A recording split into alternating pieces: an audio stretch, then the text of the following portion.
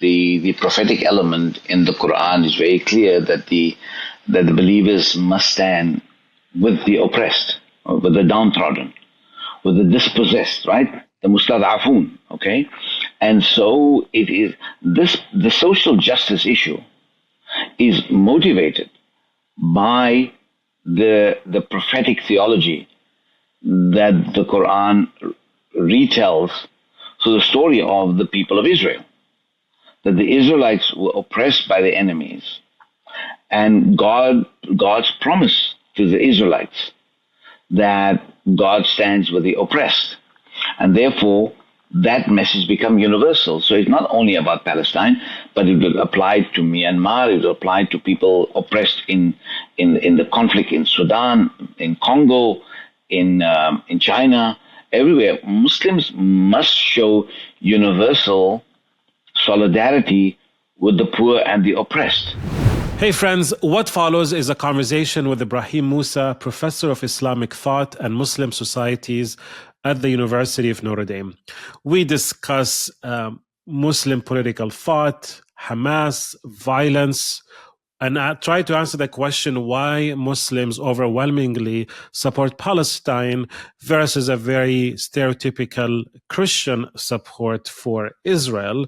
We discuss a lot of issues that I think are essential for the Christian or non-Muslim audience who are trying to understand Islam, especially when so many Christians have been spoon-fed a very reductionist, harmful, stereotypical information about Muslims. This is a really important conversation to be had for those who are advocating for Palestine in the West. So let's have this conversation. Professor Ebrahim Moosa, thank you for coming to the podcast. Thank you, Daniel, for inviting me. So this is a fun fact. I came to Notre Dame in 2020 and as a PhD student. And the first course that I took, the first class I went to was with you. So I met you almost 6 years ago. So here we are. I just finished my PhD and now we're having this conversation together. So this is really exciting for me because you were the first person I met when I came to Notre Dame. Congratulations on finishing your PhD. And I'm very glad that I met you at the time. Because it led to a great friendship. And I remember it was an undergraduate class of mine that you took at the level of a graduate level. And I think you were very, very important player in the class, the kind of questions that you asked. And I really appreciated your presence. Yeah, thank you. We were all masked up back at the time. It was crazy. Good times.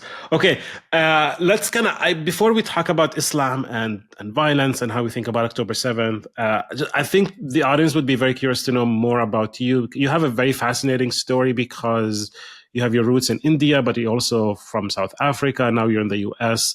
Just for the audience's sake, can you tell us a bit about your background? Thank you. Well, I'm born and raised in South Africa. So my great-grandfather came from India around about the turn of the 19th century, beginning of the 20th century. He was a peasant from Gujarat, the same province and region where Gandhi was from. And, he was a fruit seller. He was not very educated. And then in that way, he started eking out a living in South Africa. I was born in the middle of the 20th century. I went to high school in South Africa under apartheid. I was born under apartheid in 1957. And obviously I went to segregated schools. We lived in segregated neighborhoods. We were classified as Indian or / people of color. So we had it slightly better compared to black people. I was interested in becoming a electronic engineer. And what happened is that I was confronted by some questions about my identity as a Muslim when I was in school. I suddenly found I had no good answers.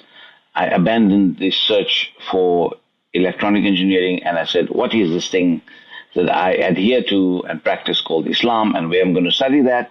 Well, I'm going to study it not in the Middle East, I'm going to study it in South Asia, in India, because a major Muslim evangelical group, an intra-Muslim evangelical group known as the Tabligh Jamaat, they were very active in our area, and they presented a version of Islam that looked very traditional, long beard, the kind of, portfolio of dress and so on, that made it look very orthodox. So I went to India against the advice of many family members and say, what is this kid going to become?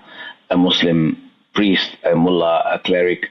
And I had no idea what I was doing, except that I wanted to know what is this thing called Islam. And that led to 6 years in at least 2 major madrasas in India, where I learned Arabic, Urdu, some Persian, but also the classical Islamic tradition of Islamic law, theology, Arabic literature, and a variety of subjects and so on. And then when I left India after 6 years in 1981, I spent some time in the UK working on journalism, working as a journalist, trained as a journalist, working as a journalist, back to South Africa. And then I also worked in a morning newspaper as a journalist. And that's when I covered the most, politically full period of great deal of turmoil as South Africans were mobilizing to get rid of racism and the kind of colonial settler regime that we had, known as apartheid. And in 1987, I went back to university. I was also at that time leading a national Muslim organization called the Muslim Youth Movement, and did a master's at University of Cape Town in religious studies, and then they hired me in 89. And then from then on, in 89, that department was a very vibrant department. A number of Christian liberation theologians, Black liberation theologians, varieties of that. I finished my master's, now working as a very junior lecturer, and also side by side doing my PhD. And that's completed my PhD at University of Cape Town and taught there for 13 years. Wow. And then eventually made it to the US at some point. Yeah, the way I reached the US was not out of any actual intent on my part. It has so happens that in 1997, I spent a quarter or 2 quarters at Stanford teaching. I got an invitation to teach there, and then I returned back to South Africa. But in 1998, there were some elements of a Muslim urban terrorist group who I spoke out against because of their terror and violent activities in a time of democracy, equality that we have now, but they wanted to make our democracy fail. They came up with the excuse that they are trying to fight gangsterism and drug smuggling, which law and order could not properly address. I will grant them that. So speaking out against them then resulted in them targeting me as an enemy. And I was just one of 54 bombs whose houses were attacked. My house was attacked on July 13, 1998. My friends in the U.S. heard about what had happened. They said, look, if you want to get onto a plane and bring your family to safety, just do that. And the rest is history, as they say. So you came basically for like religious asylum or political asylum in the U.S. Well, I didn't apply for political asylum. Basically, Stanford was kind enough to apply for a green card for me. Okay, and then, these acts of violence that happened to me, not that was unsafe. I could go back to Cape Town any time, but the U.S. also just offered me a bigger platform and conversation about the study of Islam and religion and Middle Eastern studies. Very different to the environment in South Africa when I was only one of 4 people studying this phenomena. Yeah. I mean, honestly, this is why I wanted to have you on this podcast to discuss this, because we can tell from since October 7th until now, there is a lot of, whether it's ignorance and whether it's bigotry. I think both of them go hand in hand in the West. But you can tell there's a lot of misunderstanding about Islam and essentialization of Islam that makes conversations about Palestine and Israel and Hamas and so on so messy. And we have to and unpack that. And so your voice is important for the Western audience to understand what Islam is, and also to understand the complexity of Muslim groups and Muslim ideologies, just like in any other religion and group. So this is really important, and I'm so grateful for that work that you're doing, and as a professor of Islam and modernity at Notre Dame, to help the Western audience, because there's work to be done to try to unpack all of that. Before we kind of jump into that conversation, I just want to highlight, so I was intrigued by your identity as an Indian who grew up in South Africa, who was a bit more privileged than the indigenous Black South Africans, but you're still suffering from the same system of apartheid. And that makes me think of a connection, a socio-political connection that you would automatically have with Blacks in America during segregation, and also Palestinians today. So how does that play out in your identity and your kind of how you think about yourself and how you relate to Black Americans and also Palestinians? Yes, so it was for a South African who is politically conscientious and politically aware. There are many South Africans who were not, and who were collaborating with the white authorities from various communities, including Black, colored, and Indian communities, and so on. But for those of us who became aware of of our role in South Africa and how we are part of a very egregious system of legislated racial segregation and violence, for us Palestinians and Black Americans became automatic partners, because Black Americans, also suffered under American legal segregation, and they had a civil rights movement for their own liberation. We were also engaged in a liberation struggle. Muhammad Ali, formerly known as Cassius Clay, became a very, very important icon for many of us, especially for those of us from a Muslim background. We started identifying with him. Later on, someone like Malcolm X, who was a major kind of revolutionary civil rights leader in the United States. I became aware of him and also studied his work. So there was this kind of thing, and obviously, not only Muslim South Africans, but also the leadership of the anti-apartheid movement, the African National Congress, the ANC. At that time, he now passed on, the great Nelson Mandela, who was incarcerated. Mandela had long established links with the Palestinian Liberation Organization, because he had traveled when he went underground. He traveled to Algeria, and he traveled to those parts of the world where he met members of the Palestinian Liberation Organization. And so as a national movement for liberation, we understood the commonality with Palestinians and with African Americans. This episode is supported by Peace Catalyst International. Across the Divide has joined forces with Peace Catalyst International to amplify the pursuit of peace and explore the vital intersection of Christian faith and social justice in Palestine-Israel. Both Peace Catalyst and Across the Divide are committed to supporting Christians worldwide to move beyond apathy and into active solidarity, working together for a holistic and just peace for everyone in the land. By supporting this partnership, you can help elevate Palestinian voices and initiatives working for peace all over the world. Visit Peace Catalyst International's website to learn more about their work, and consider giving to them directly or supporting us through our page on the Peace Catalyst website. The link is available in the show notes. Together, we can equip Christians to begin following Jesus in this sacred and healing work for a just peace. Now let's dig deep into this issue. I mean, you mentioned Muhammad Ali and Malcolm X. These are Black Muslims. And they quickly made the connection between their struggle and the Palestinian struggle. We have the quotes and we have the clips from them.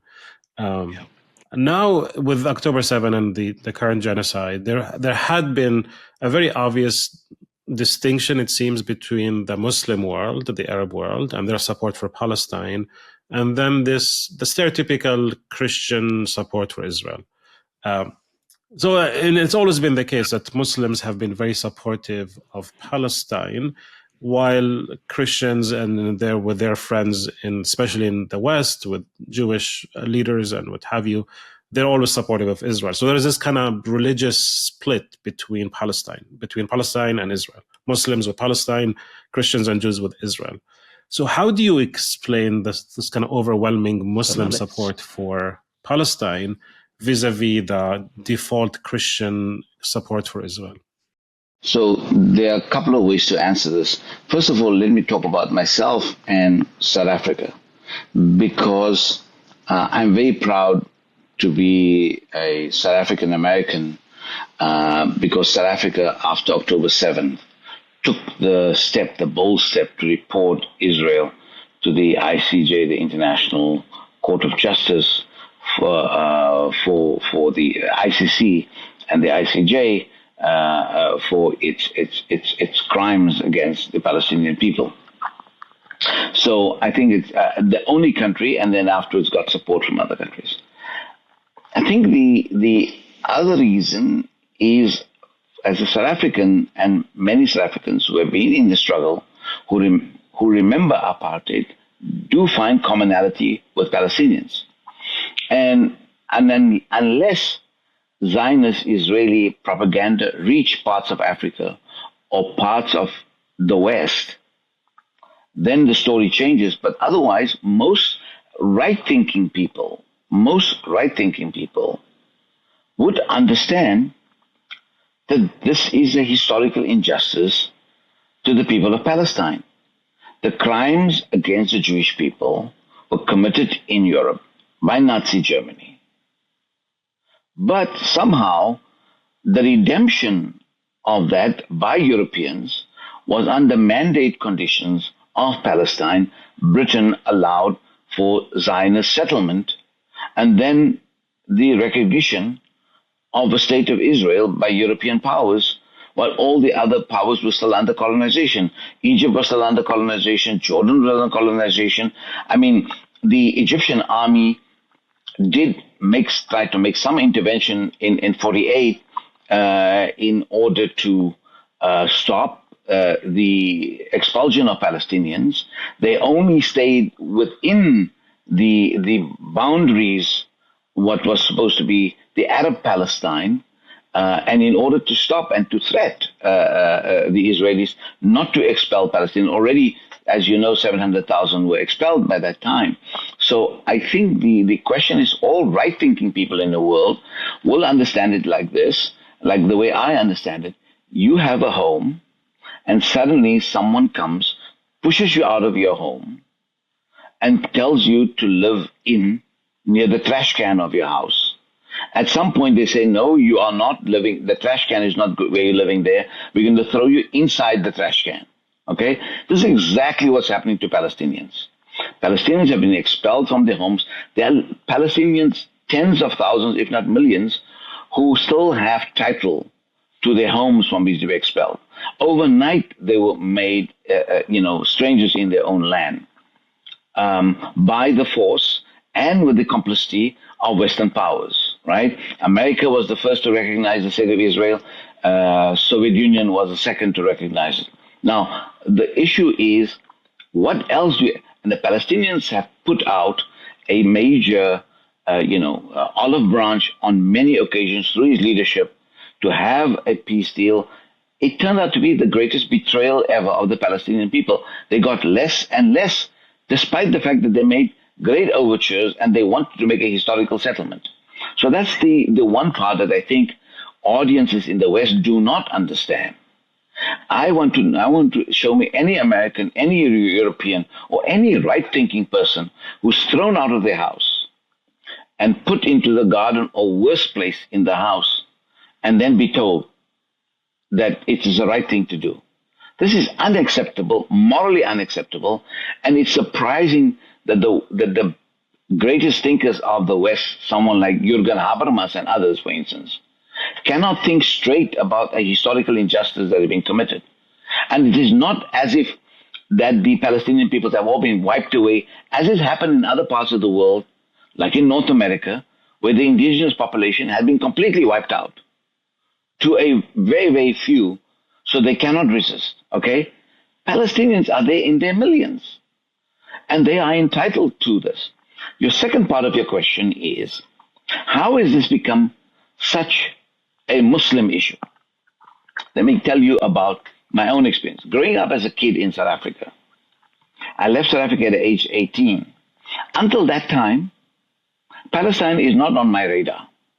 Now, I should also say that I don't come from a family that is very highly politically conscientized at the time as I was growing up. You know, many people of my family background basically want to stay out of trouble and just do their thing. They want to feed their children. They want to have a better life, right? Yeah. So that's what they're doing. They're very averse to politics. I become politicized when I go overseas. It's in India that I learn the fate of my country, okay? And that's how solidarity happens.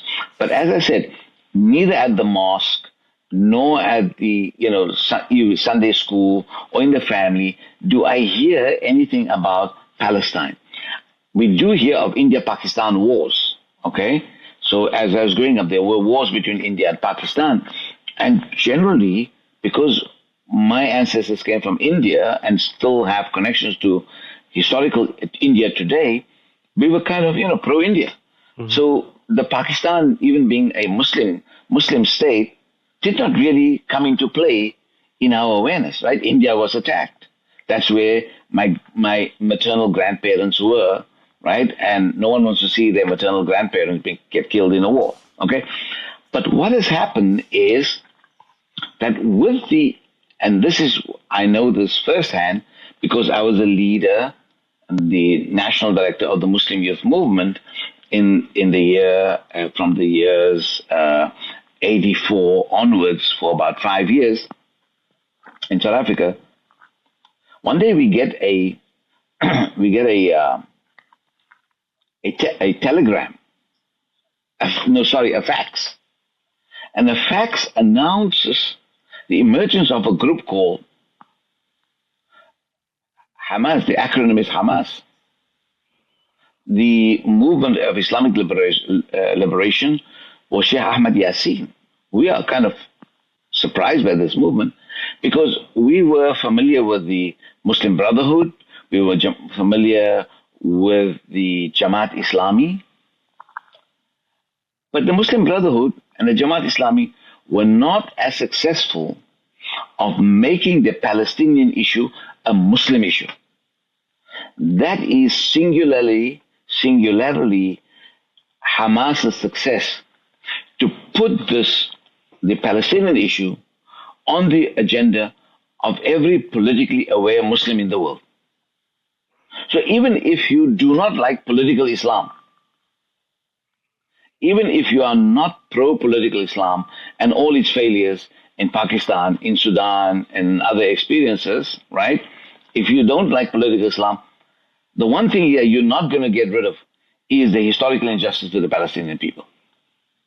Hamas and later on other Islamic movements have been turned it from the Arafat and others were fighting from a secular Arab platform. This made it an Islamic issue. So it's the Islamization of the Palestinian issue. Interesting. The Palestinian issue became an Islamic issue, and hence if you see Israeli propaganda, I don't know if you've seen most recent Zionist Israeli propaganda, was that they're saying that in 1980 something there were 200 mosques in Europe. Today there are 2,000 or 20,000 mosques. Okay, what the Zionists are very, very strategically doing is to say this is a war between Judaism and Islam. Whereas most right-thinking Muslims say it's about justice and Zionist injustice. Okay, so Muslims are not saying that Palestine is only for Muslim Palestinians. We know that there are secular Palestinians, there are Christian Palestinians, a variety of Christian denominations, whose numbers, for me, it is a pain to see, as a Muslim in solidarity with Palestinians, see the numbers of Christian Palestinians decreasing in the Holy Land. Right? The numbers are decreasing quite sharply. Unfortunately, the wars in Iraq and Syria has also led to the expulsion, or the migration rather, of a number of expulsion in Iraq because there's violence against Christians in Iraq and other places and so on. So that is a very painful issue because Muslims and Christians and people, Jews and others, have thrived together in their plurality in the past. I mean, were they unreasonable issues in the past? Of just course. like any past, They just were like very any unreasonable. area. Any past is complex. Any past is complex, and what's the name? But no one was turned into a permanent victim, right? And this is turning Palestinians, Jewish, Muslim, and some Jewish Palestinians too, the few that remain, and Christians and Muslims and secular, turn them into victimizing them for decades, and turning them and basically reducing them to serfs and slaves of the Israeli regime. This must be said explicitly. And if a Christian who is, a true believer, understands justice, is unable to say this, then I would like to have a conversation with them, like they should have with you and with anyone else. So I think the reason, and that's your pertinent question, was why is the Palestinian issue so big on the Islamic and Muslim countries' agenda? It's because of the success of political Islam making this part of the equation. And political Islam has had successes and failures, but the one issue in which it succeeded is the Palestinian issue. Because and the other issue is the Arab Middle East, especially in the Gulf countries, because they've taken such a negative position towards political Islam, you have seen not on the side of the people, but on the side of the regimes, that their interests and their solidarity for the Palestinian people has radically decreased. And rather, their collaboration with Israel is shocking to conscientious Muslims all over the world. But they are the most wealthiest, and they are countries who are seeking certain kinds of alliances with the West, and they were seeking alliances with the State of Israel at the expense of millions of Palestinians. And that is unacceptable, and as a Muslim theologians, I would say that is un-Islamic, and that is a sin to do that to any community. So if you cannot give support, and you want to adopt neutrality, it's your choice. But to collaborate in undermining Palestinians and their freedom, to contribute to their enslavement, that is a shocking violation of the fundamental principles of Islam. Yeah, and it's driven by perhaps a desire for legitimacy, a desire for power and wealth. So you wanna have those good relations with those in the West, and you want to be seen as a good Muslim, and you can play their game at the expense of the Palestinians. But what I'm hearing you though, Professor, is that Palestine is fundamentally an issue of social justice and rights, and not an essential religious Muslim issue, right? So, but then there's political Islam that comes into the fore and makes it a religious issue. But on the flip side, because Christians and also Jews who support Palestine would say, well, no, our faith compels us to stand with the oppressed, with the poor, to proclaim justice to the oppressed. So how much does the Muslim faith and Muslim theology inform or help Muslims think theologically about Palestine, and not just be motivated by a political vision, but also a theologically informed one? Well, as you well know, as a student of the Quran and a student of Islam, is that the prophetic element in the Quran is very clear that the believers must stand with the oppressed, with the downtrodden, with the dispossessed, right? The mustad'afun, okay? And so it is the social justice issue is motivated by the prophetic theology that the Quran retells the story of the people of Israel, that the Israelites were oppressed by the enemies, and God's promise to the Israelites that God stands with the oppressed, and therefore that message become universal. So it's not only about Palestine, but it will apply to Myanmar, it will apply to people oppressed in the conflict in Sudan, in Congo, in China, everywhere. Muslims must show universal solidarity with the poor and the oppressed. That's a commonality with Christian teachings too. I mean, and in Jewish fact, ones too. growing up in South Africa, and Jewish ones too, and there are many, and unfortunately, because there are some Jewish voices that are dominant, but there are many rising Jewish voices that are joining the solidarity movement from their Jewish prophetic position. What we need to do. So I think that is the critical link. But then there's also the other component is that there's Jerusalem. And Jerusalem, with its holy sites that are important to Muslims, Christians, and also Jews, right? And so I think that particular component of those sites being violated over and over, not only violated, but there is now a movement, and what precipitated October 7 was in February of 2023, there was a violation of the sovereignty of the Haram al-Sharif, that is the holy sanctuary, by these Zionist extremists, and trying to demonstrate that they can and they will and they intend to transform that site into their fantasy of rebuilding the temple and stuff of that sort.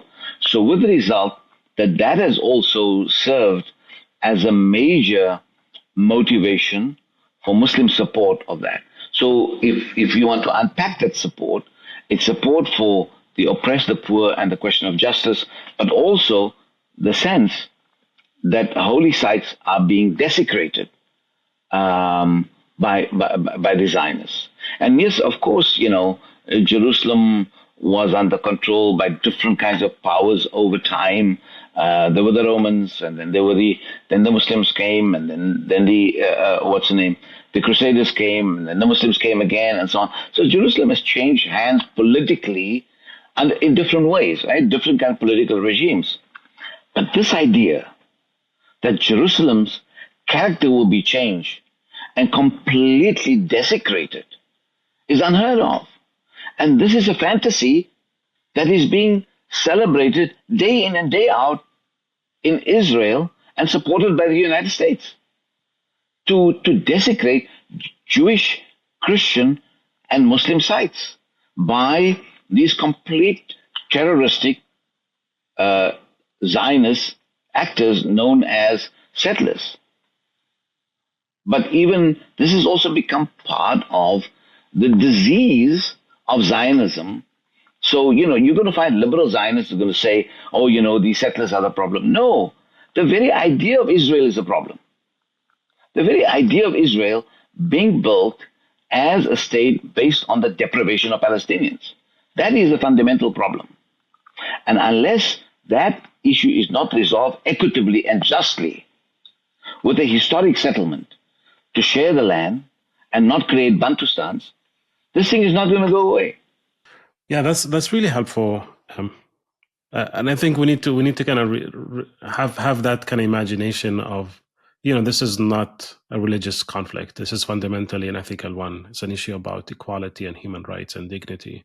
And I think a lot of that conversation is lost many times because of this obsession with making things religious and creating using that classical Islamophobic, anti-Muslim position that Muslims are inherently violent and against what is good. But you're framing it's like, no, fundamentally the Muslim position here is driven by this concern for equality and for justice, which is really important for us to reflect on, to to understand. Just want to kind of go back to help the audience think about some of the things you mentioned. Just for context, you used the phrase "mustadafuna fil ard." Just want to explain that for the audience. Literally, this is a common Quranic phrase that means those who are made weaken in the earth, in the land, and it basically refers to the oppressed. And those are contrasted by the mufsidun fil ard, those who are corrupting the land. And there are plenty of verses in the Quran that talk about the mustadafun, those who are made weak, in contrast with those who are mufsidun, who are corrupting the land. And then the injunction in the Quran that is very common. You see it in the prophetic traditions of the different prophets, for example, Shu'aib in the Quran and others, who are demanding justice, equality in the balance in trade and in social justice as well. So that's an inherent and that's a fundamental part of the Quranic vision for the community, for the people to live within the structure of social justice. So now I want to pivot now to talk about violence and Hamas. We refer to it. So let's kind of analyze this, especially from a Muslim perspective. And you've made some kind of hints at how Hamas could be problematic in the way that it adopted this political Islamic vision. Let's just ask this question: how do you understand October 7 as a Muslim scholar? Like, how do you think about what happened on that day? Yeah, look, it's what I go back to my analogy.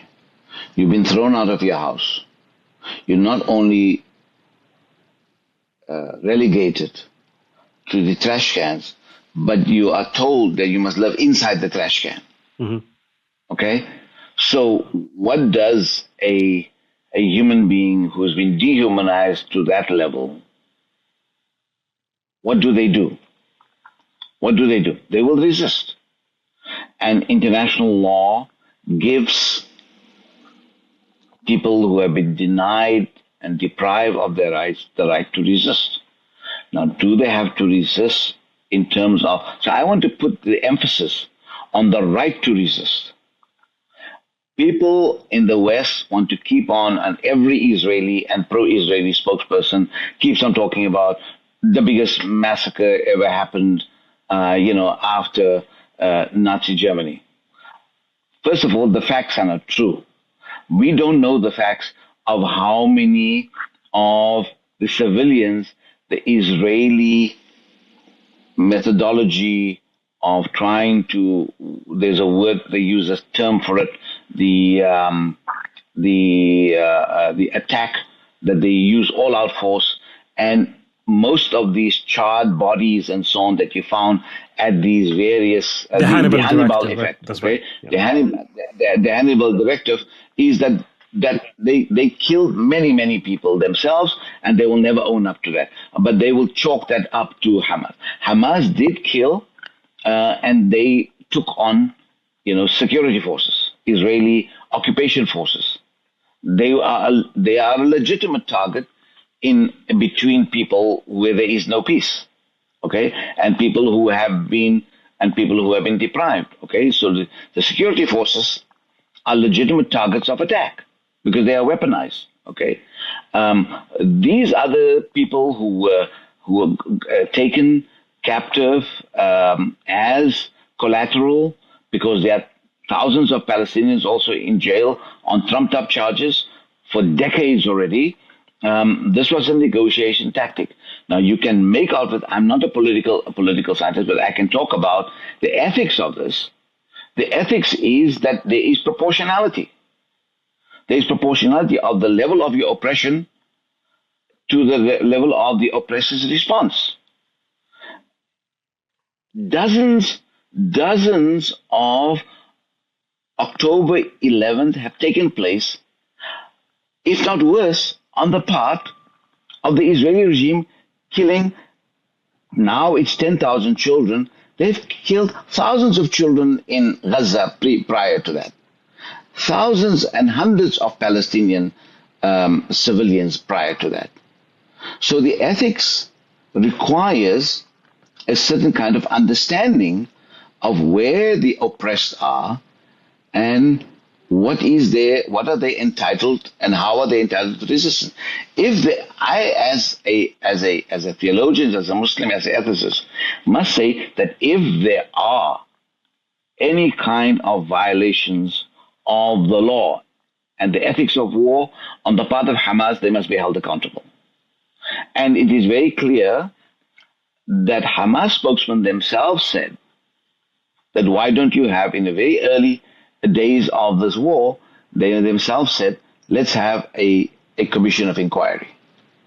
Because the charges of rape and the charges of lies about children being shoved into ovens and all this kind of stuff, or babies, which is part of the Israeli propaganda.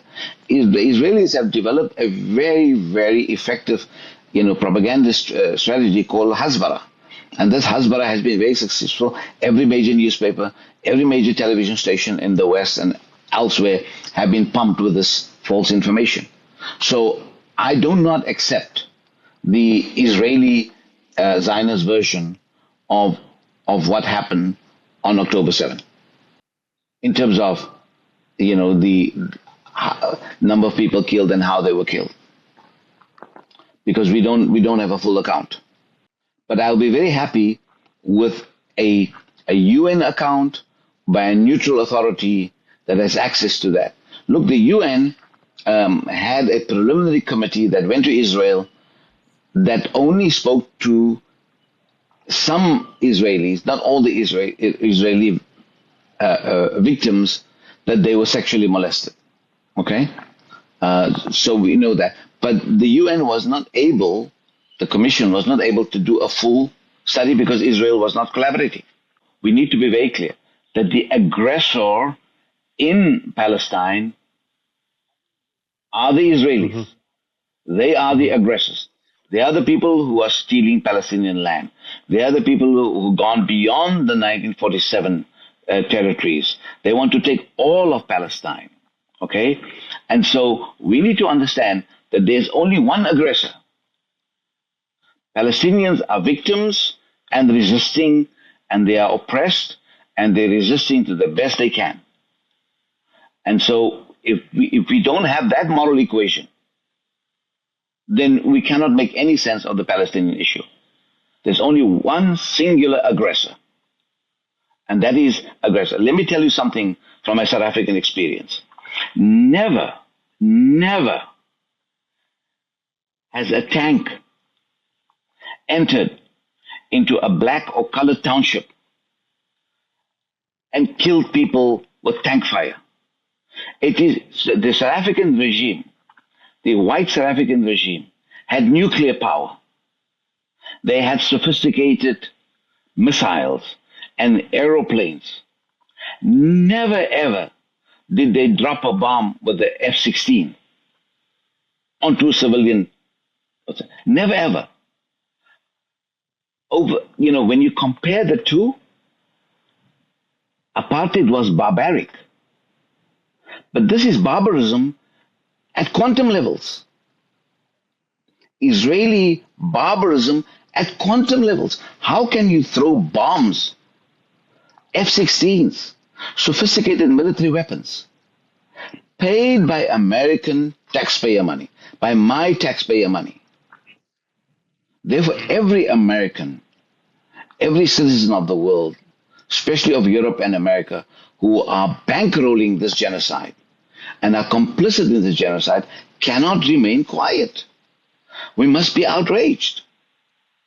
But the only time you saw this kind of activity is maybe in some parts of Iraq when there was an uprising. Then you had heavy military weapons coming in to subdue the Kurds under Saddam Hussein, okay? Or maybe under these extremist regimes of Syria. But that pales to what's going on right now. Right. I mean, Syria, lots of people got killed in Syria because of a civil war that had superpower intervention. Mm-hmm. Russia came in on the side, Iran came in on the side of the Assad regime.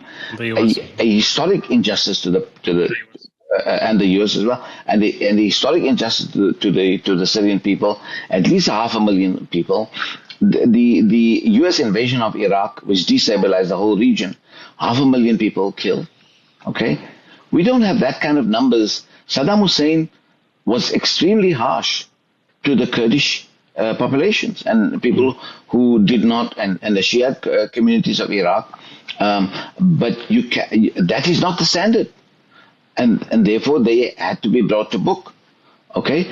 But you cannot let someone call themselves a democracy and a Western style democracy and is being bankrolled by American and European tax dollars to commit atrocities in this name at this scale.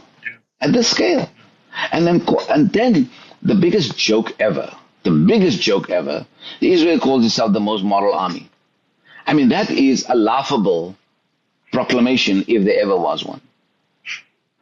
A laughable proclamation. As we are speaking,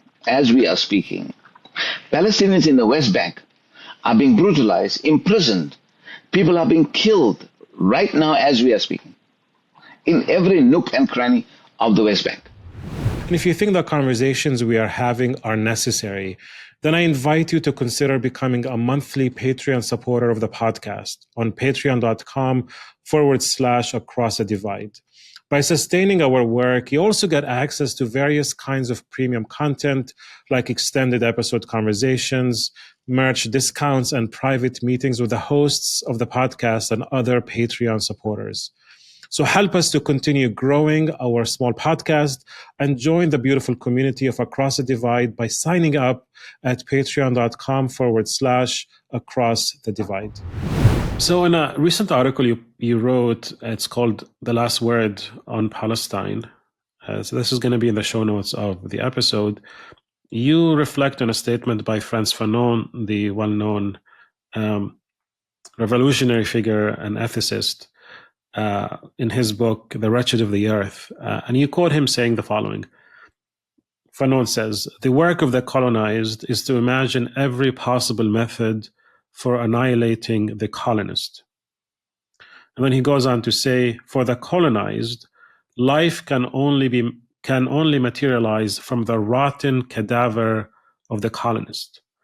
And then you apply those words to Palestine, and then you say, what October 7 had truly signified, quote, was to make the world see the rotting cadaver of colonial settler Israel. That October 7th, and I'm guessing also what followed since then, right, is to help the world see the rotting cadaver of colonial settler Israel. I'm kind of curious how you work with this idea of annihilating the colonist, and also to kind of reflect on this idea of the rotting cadaver of Israel as a settler colonial state. No, thank you. I find it is almost fortuitous how in my mind I could see the strong, almost prophetic voice of Fanon talking about what the necessity is. And Fanon cut his teeth in Algeria, and the Algerians resisted to French colonization, and the French wanted to become settler colonists too. And that dream of theirs was, after more than 150 years of colonization, was then undone. And on the other hand, Rumi, the sage, talking about the future. Okay? And I then talk about the rotting cadaver of settler colonialism. And I come from a context where I have seen that the rotting cadaver of settler colonialism disappear. Why? Because young people from a background of settler colonialism understands that justice is lacking in the context of South African apartheid, and young people and young Jewish people are realizing that the historic injustice has been committed to the Palestinian people, and they are siding with Palestinians from New York to New Jersey, from within parts of Israel to around in South Africa and in Europe, young Jewish people are standing up. So I'm talking about the rotting cadaver of settler colonialism. Jewish people will have to make a peace accord and reach an agreement with the Palestinian people. But Zionism is the root ideology of their colonial project, which is to rob people of their land and claim that this is theirs based on some understanding and some fantasy that they have invented that says that this land is theirs. This land is theirs to Jewish people. There are Jewish people who lived in Palestine for centuries. For centuries. But it is unclear how people born in Europe can claim title in Palestine. People who are Russian, people who are Polish, people who are Czech, people who are German and French, American, South African, who claim that they have some title to land in Palestine. This is madness dressed up. This is madness dressed up in the language of law. Okay? And until we're not going to call this out and not say this very explicitly, we are not going to be able to make our case. Now, it's the political entity that I'm talking about. The political entity is the very bedrock of this violence and this genocidal practice. That is not genocide didn't begin after October 7, the Israeli response.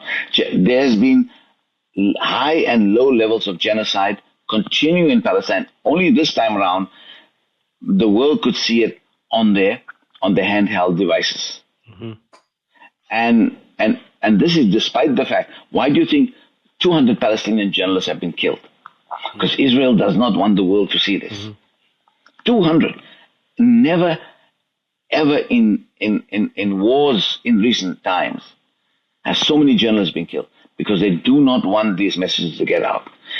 A couple of days ago, even the New York Times had to write an editorial that it is unacceptable that the world's media is not allowed to visit Gaza. Okay? So I think when I say that, and Rumi basically says, because what this did is expose the poisonous ideology that Zionism is and settler colonialism is, what this episode after October 7 showed. But Palestinians knew this from before. The world has just now seen it on the scale that no one of good conscience can tolerate and accept. Okay? Except for those people who are in the payroll in the US Congress and large sectors of the US political leadership, Republican or Democrat, who are still supporting this injustice. And they are not coming close to the question of justice. So we are in a very bad situation. The only way that this can proceed is for the Palestinian people to speak for themselves. They will act for themselves. We are there to give them solidarity. And I think a good segment of the world standing now behind the Palestinian people, even people in Europe and people in North America. But governments are in a different place because they are so committed to the survival of an unjust state. But is there a future for Jewish people if the Palestinian people come to terms with it? Absolutely. Absolutely. In fact, I should tell you a small anecdote, not an anecdote, is an event.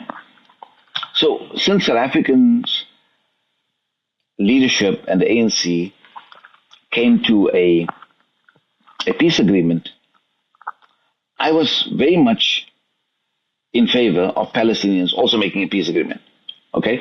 South African style.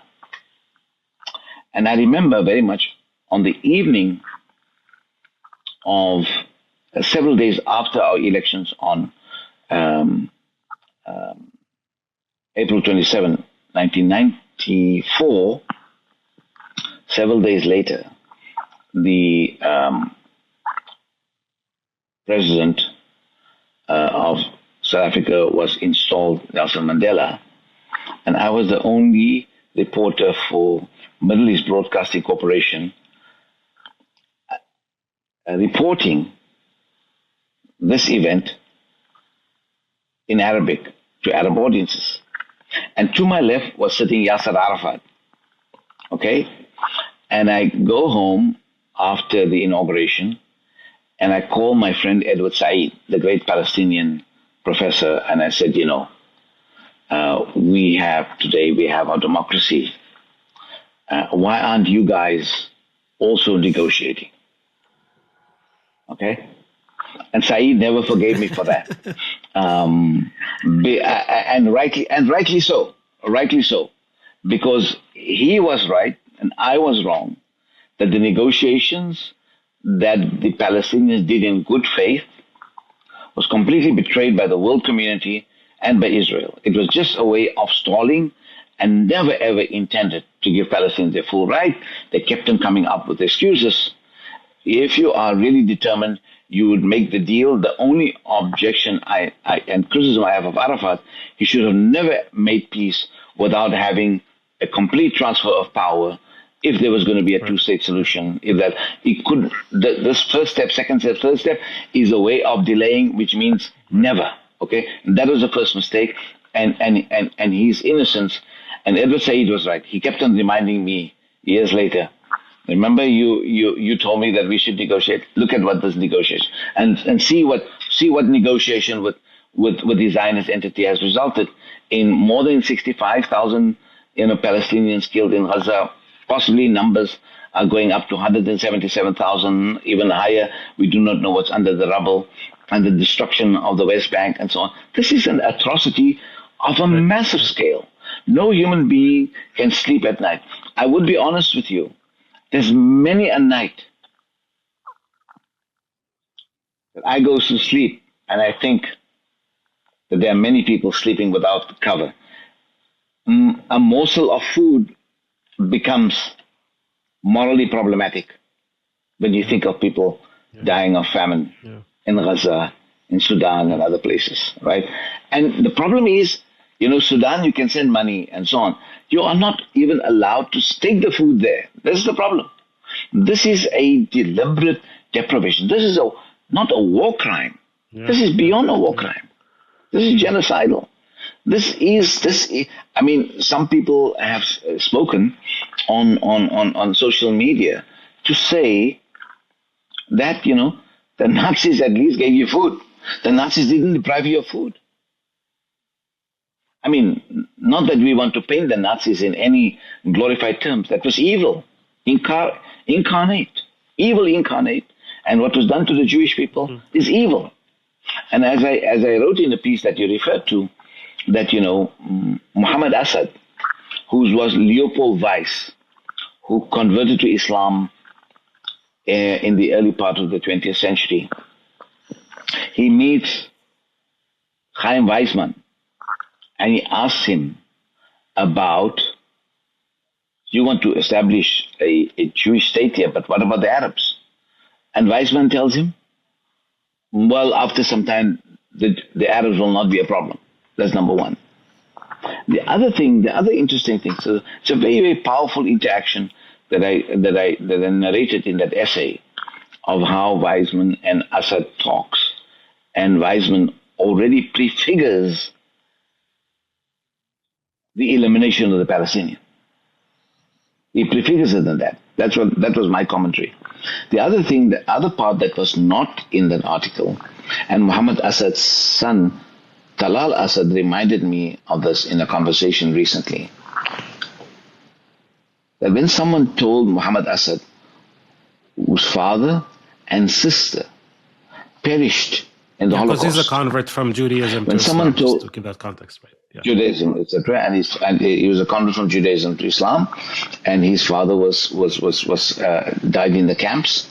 His father was Austrian, and he, when Muhammad Assad was told that you can get compensation from the state, from German state, for what has happened to your family, Muhammad Assad said, "This is such a big crime Only God can forgive. I cannot, right? And I'm appealing to all my Jewish friends who are still holding on to the state of Israel, that what you are doing to the Palestinian people, in Muhammad Assad's words, with the Jewish heritage and the Islamic heritage, this is a deed that only God can forgive, that you are doing to the Palestinian people. I repeat that only God can forgive you, no matter what you do, because this is a historic injustice. And if God and religion and Judaism means anything, there must be a change in behavior. And there must be a search for justice if Palestinians, in all the differences, and Jews in that area want to come to a settlement. It's not for me to say. I will encourage them to do so, but I'm not the final decision maker. Yeah, this is really powerful, and yeah, I think the Muhammad Assad story is very powerful. We'll make sure to include the link to the article in the show notes for people to read that article. I think it's a really powerful article, and I think at the end of the day, what's been happening for the last 2 years have been exposing the world to what we have known for a very long time. Whether you as a South African Indian, or myself as a Palestinian Christian in this case, the rotten cadaver of the subtle colonialism of Palestine, the state of Israel. Sadly, thankfully, people are waking up to that reality now. We're just smelling the rotten cadaver. But it's just heartbreaking that this has to happen during a genocide. That's when we are now aware of that.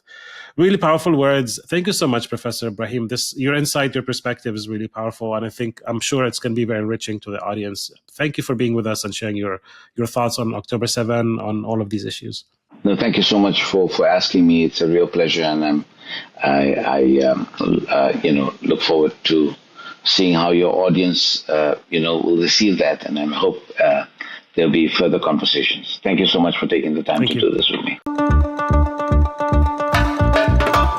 Thanks for tuning in to this episode of Across the Divide. We are so grateful for your support and interest.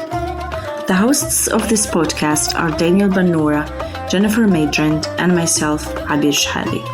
Salim Anfous is our producer. Our theme music is composed by Charlie Rishmawi. To help sustain the work of this podcast, please consider becoming a financial supporter of Across the Divide. Any donation amount makes a difference, and with a donation of as little as $5 a month, you will gain access to exclusive supporter-only content. Go to patreon.com/acrossthedivide to learn more and donate. For any feedback or suggestions, connect with us on Instagram at Across the Divide Podcast.